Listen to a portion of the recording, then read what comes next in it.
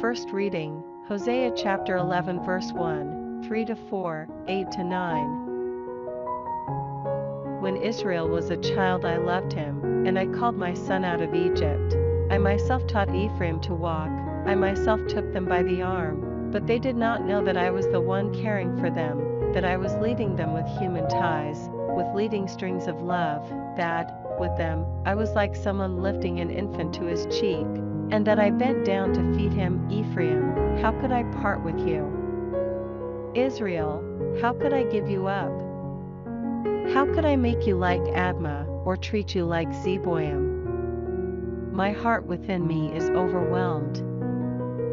Fever grips my inmost being. I will not give rein to my fierce anger. I will not destroy Ephraim again, for I am God, not man, the Holy One in your midst, and I shall not come to you in anger.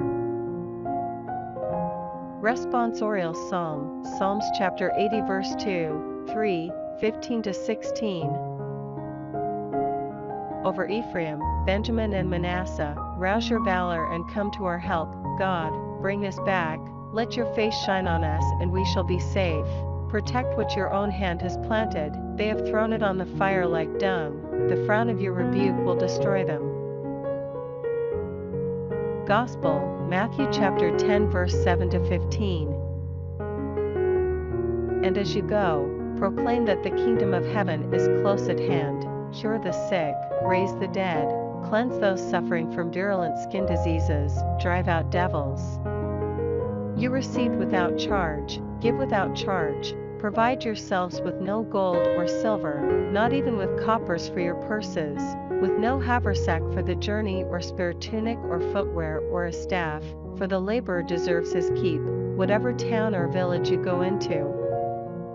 Seek out someone worthy and stay with him until you leave. As you enter his house, salute it, and if the house deserves it, may your peace come upon it. If it does not, may your peace come back to you. And if anyone does not welcome you or listen to what you have to say, as you walk out of the house or town, shake the dust from your feet. In truth I tell you, on the day of judgment it will be more bearable for Sodom and Gomorrah than for that town.